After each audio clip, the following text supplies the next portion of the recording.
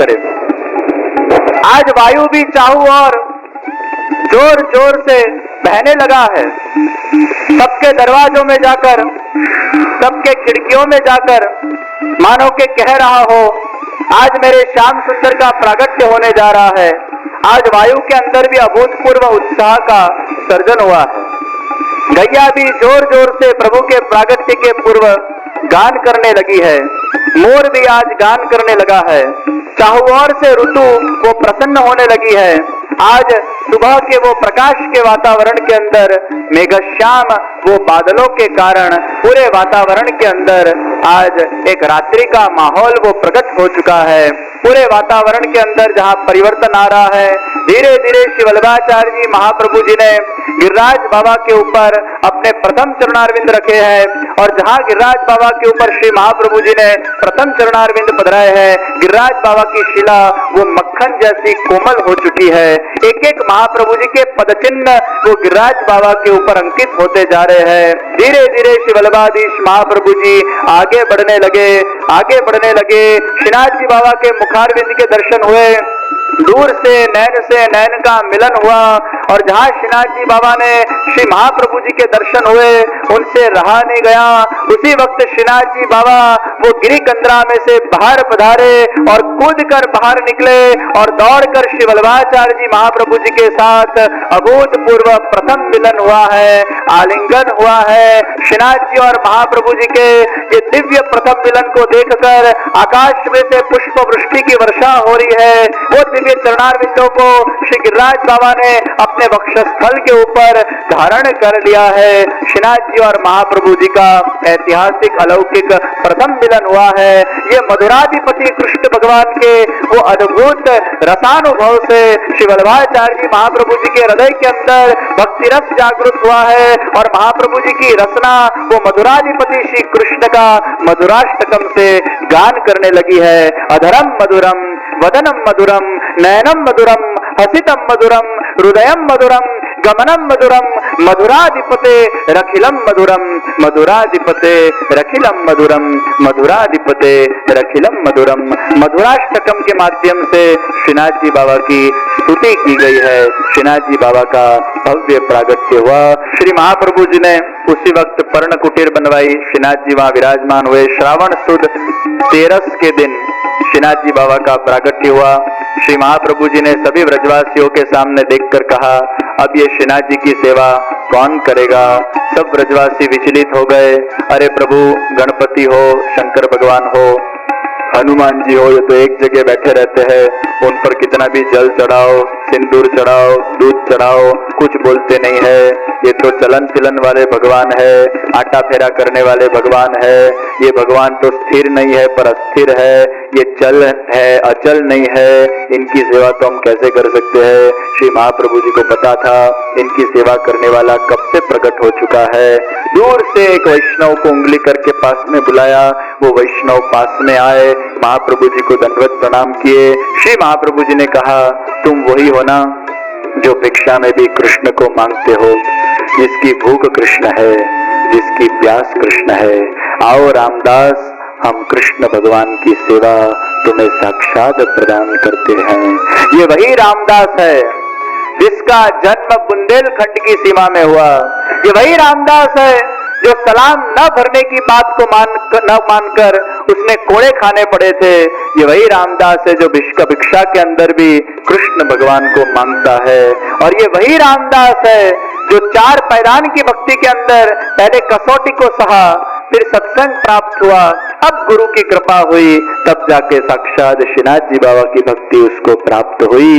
ये वही रामदास है जो श्रीनाथ जी बाबा के सेवा का प्रथम अधिकारी बना। ये रामदास चौहान को भगवान श्रीनाथ जी प्राप्त हुए। बचपन से वो दैवी जीव था और लक्ष्य था भगवान को प्राप्त करना, जिद थी भगवान को पाने की, और गुरु की कृपा से वो रामदास चौहान को साक्षात गोविंद की प्राप्ति हो गई है। श्रीनाथ जी और महाप्रभु जी का अभूतपूर्व प्रथम मिलन हुआ है। आज के सत्र को यहीं समाप्त करें। कल हमारे सत्र में नंद महोत्सव होगा। कल आप सबको सफेद पहनकर नहीं, हरा पहनकर नहीं, नीला पहनकर नहीं, लाल पहनकर नहीं, कल आपको केसरिया वस्त्र परिधान कर कर इस कथा मंडप में आना है।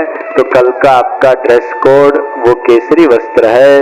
केसरी वस्त्र को परिधान करके कल हम नंद महोत्सव के अंदर जुड़ेंगे। आज के कथा के सत्र को, वाक पुष्पों को श्रीनाथ जी बाबा के चरणारविंदों के अंदर मैं पधराकर मेरे वक्तव्य को विराम देता हूं के तत्वावधान में आयोजित श्रीनाथ चरितामृत कथा के अंदर उपस्थित आयोजन के मुख्य यजमान परिवार, सह सेवार्थी परिवार, सर्वसन्निष्ठ कार्यकर्तागण, आप सर्व बेंगलोर के एवं बारगांव से आए हुए सर्व भाविक उत्साही भगवद चरणानुरागी ऐसे सर्व वैष्णव जनों,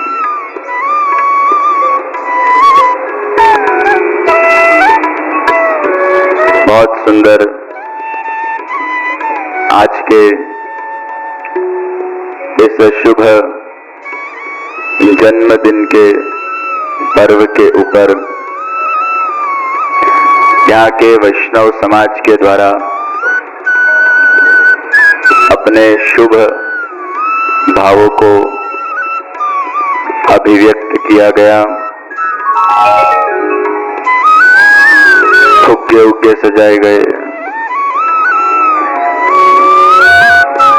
शशिकांत भाई केक लेके आए, घर से मेक करके।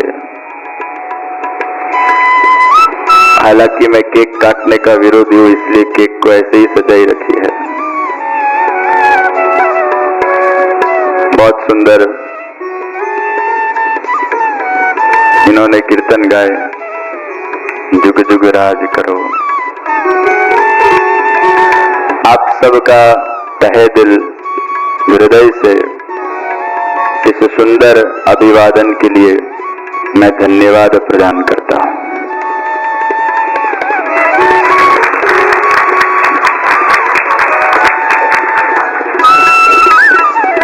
हालांकि इस साल मैंने ऐसा सुनिश्चय किया था कि मैं जन्मदिन नहीं मनाऊंगा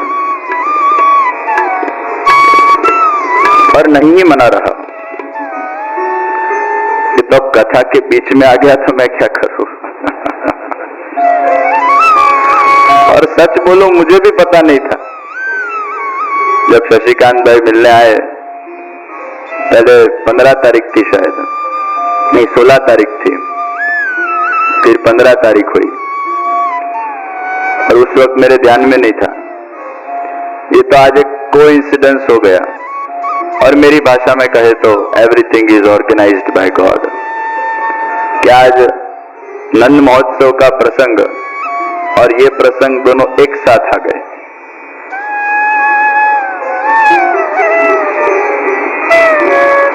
इंग्लिश कैलेंडर अनुसार आज जन्म दिवस है,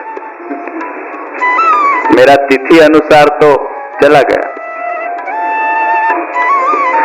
कई बार लोगों को कंफ्यूजन बहुत हो जाता है। तिथि है कार्तक वद बीज, लेकिन इस वर्ष एक बहुत अच्छा एक संयोग खड़ा हुआ है। मैं आज ही चिंतन कर रहा था सुबह कि 11 अंक से इस साल मेरा कुछ लेना देना है। मेरे जन्म तारीख का पूर्णांक वो 9, 8 और 1 9, और कार्तकवदी दूज, उसमें 2 ऐड करो तो 11 हो जाता है। इस वर्ष 29वां साल मुझे बैठा, 29, 9 और 2 11। तो 11 के साथ कुछ इस वर्ष एक संबंध है। और जगतगुरु वल्लभाचार्य जी महाप्रभु जी, उनकी जो तिथि है वो चैत्रवदी 11 है। महाप्रभु जी के जीवन के अंदर भी तिथि के हिसाब से अगर देखा जाए तो 11 अंक का विशेष महत्व है। और आज संजोग तो देखो, आज एकादशी है, वो भी 11 से।